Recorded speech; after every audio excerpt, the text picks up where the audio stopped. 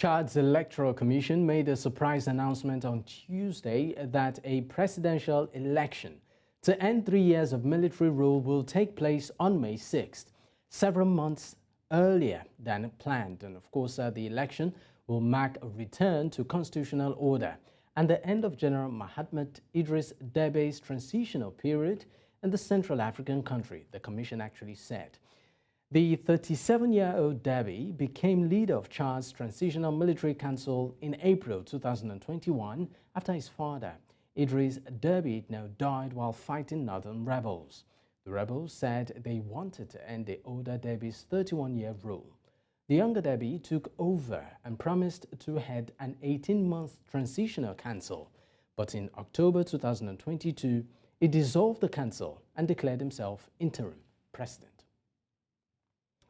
Now joining me on the program at this time to make sense of this is Idris Zain Chongi, of course a Chadian, a socio-political activist.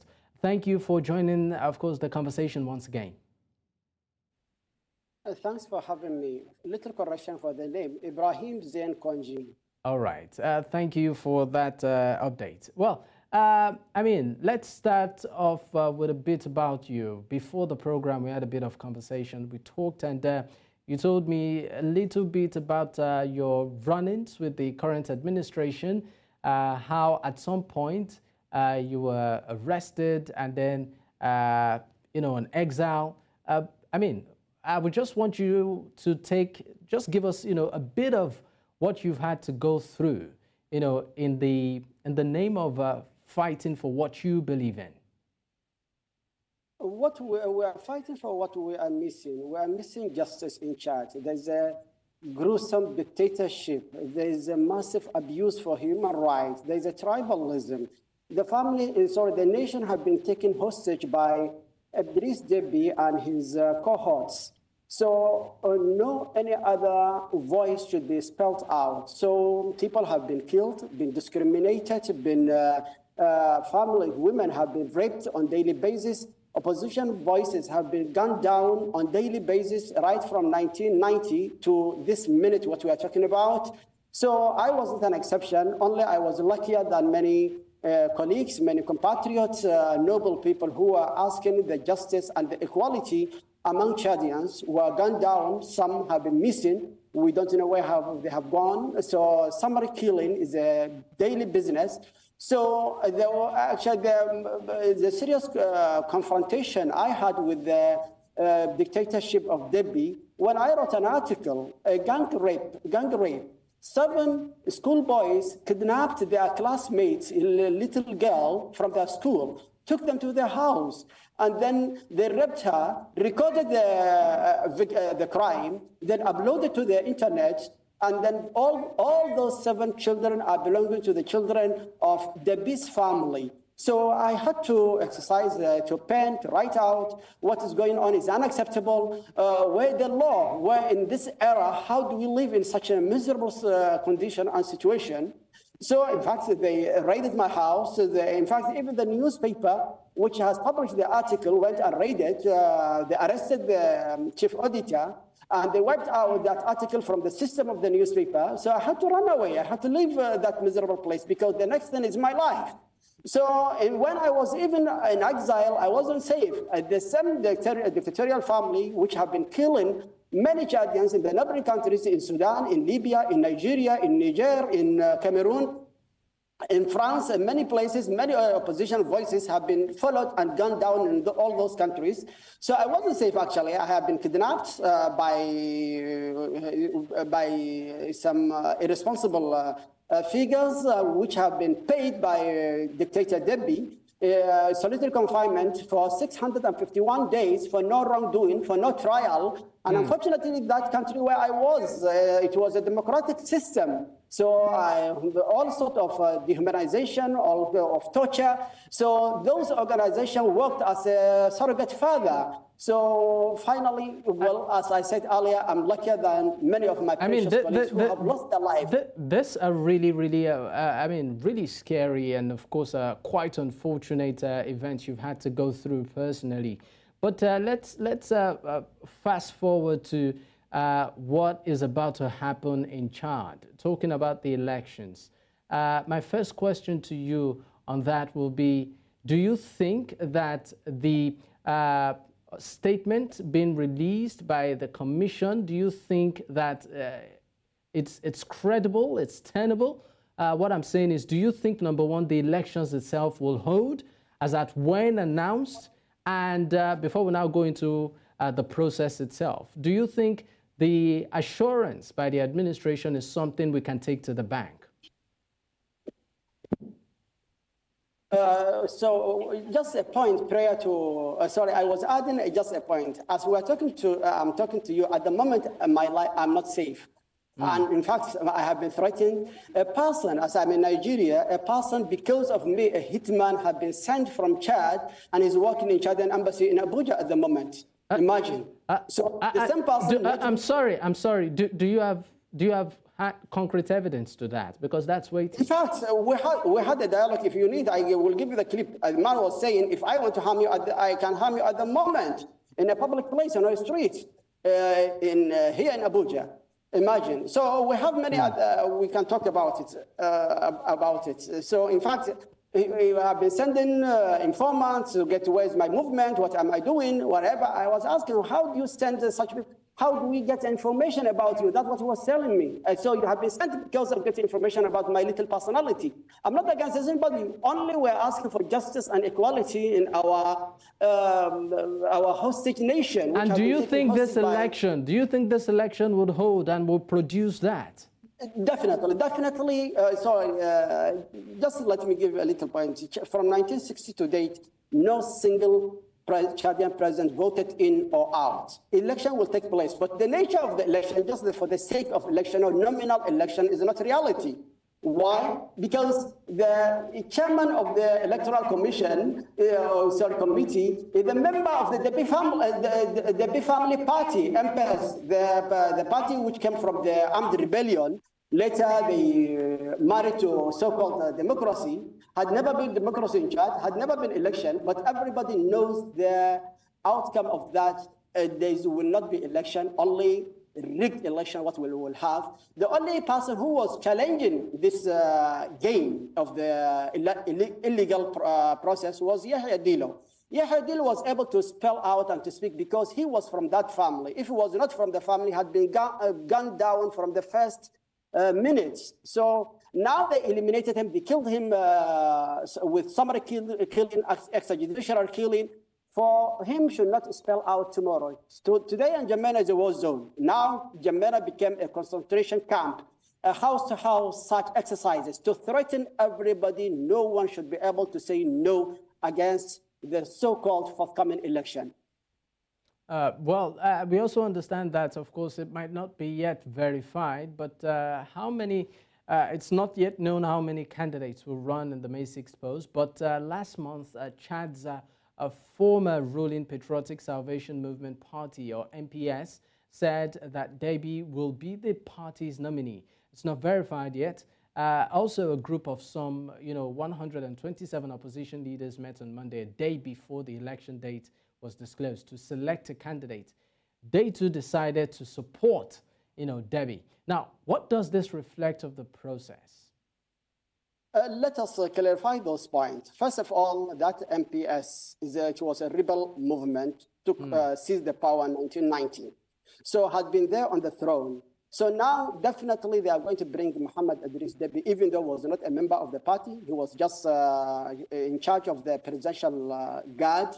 So definitely he will run. So the members of the opposition party, the one you mentioned, they're not from opposition parties. They were rebel group leaders, were brought in the Doha negotiation 2 years ago. By the time they have been paid and they offered concession. They are the one now that are saying yes. All of them are Mr. Yes.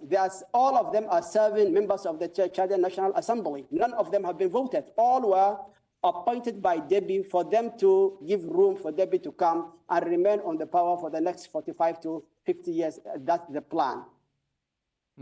Now, we also understand that the president of the Popular Front for the Liberation of Chad took part on Monday's meeting and spoke to a media outlet by phone from N'Djamena, where he said that Deby had maintained peace in Chad by disarming rebel groups and providing basic needs, including water, education, food, and jobs, to millions of suffering people. I know that when you started talking, you talked about the horrors you had to go through and how you had to, of course, run, out of the country in exile. But looking at the gross majority, would you say there's anything right the current Deby has done for the people of Chad? This afternoon, I was discussing in forums through the social media with Chadian compatriots. I've been addressing, if Deby became a better person for Chadian, we will support him. But unfortunately, injustice is the one is ruling, no constitution, no institutions. The standard of living is miserable. Abuse of the human rights is the law in place at the moment. So actually had never been election and will never be election after this family and unconstitutional monarchy where we have. So what we had, this MPS, it was, as I said earlier, it was a rebel group, see the power through the gun. So it's the only one party in reality. So all those elections, what they are running or reappointing themselves are one horse racing, no opposition. Any legitimate or serious opposition definitely will be gunned down. We have many examples of that to mention them. Before he compromised, Success Masara, who was a Transformatives Party leader, on 20th October 2022, over 600 innocent Chadians, just to say we need the rule of democracy, were killed. Some were thrown into the river. And he had escaped. Many have been mistreated, dehumanized, were arrested, whatever. So he had secret deal with them and compromised everything had come. Professor Ibn Omar Muhammad Saleh, mathematics professor, he had his own party, just he wanted to have free and fair elections. That man was gunned down. So we have countless numbers like that. There's no any free and fair election. No liberal voice could come and say what's the right to be said. The situation is very precarious now, as I'm telling you. Sorry, excuse me. It's fine. So N'Djamena became a war zone. It's a concentration camp. We are outside of Chadian borders. Still, we are not safe. Our lives have been threatened. Let alone those people who are now receiving bullets. Right on Chadian Street or on N'Djamena Street, 26 people who have been arrested with Saleh Idriss Deby, the uncle, the younger brother of the ex-dictator, the man who was part of all the savagery which was going on. But recently, on 10th of last month, February, he joined the Ayadilo. He was not happy with what was going on. See his situation today have been taken to a notorious prison called Korotora in the mid of Chadian Sahara. They took them there. Definitely no rights there, no humanity there, no law is there. So that's what is going on in such miserable situation. I think is a joke when somebody is asking of democracy or free and fair election. The life in N'Djamena today, N'Djamena is hell on the earth. Without exaggeration, no internet connection today, no free movement today. So I'm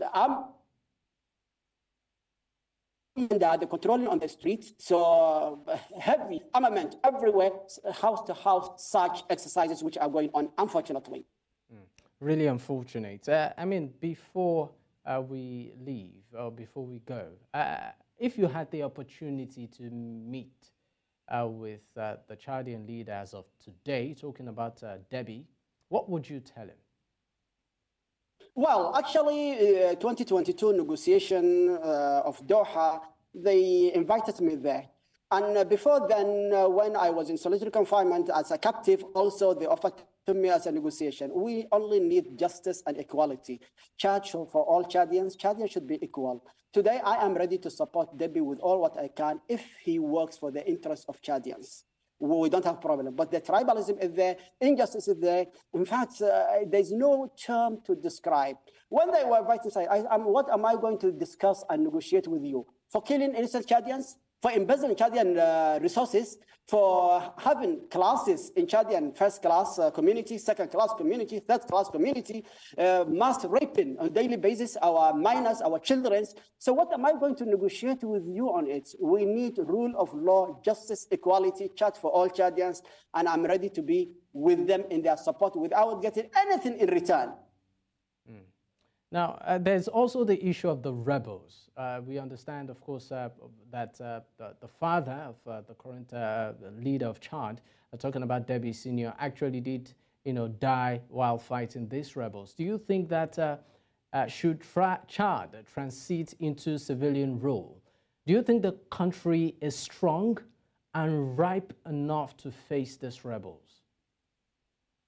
Well, this rebellion in Chad is different than what's been known as English term, or is totally different than the stable countries in the region. Example of Nigeria, Cameroon, Senegal. Chad is quite different. All the Chadian rulers, or most of them, had come to power through the rebel groups. Rebellion is just opposition in Chad.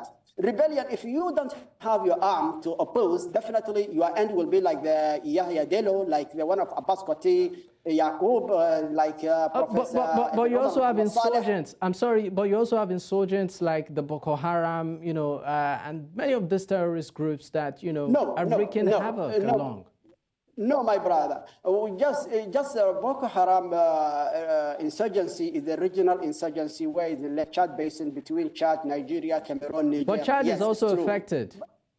No, yes, affected only in a very small portion. But when you talk about those rebels are senior military officers, the people from the civil service, because they cannot be saying what they want while they are in N'Djamena. So the only way they must run for arms, to take their arms and then to fight this dictatorship and injustice to change. All right, thank you so much for your contribution on the program today.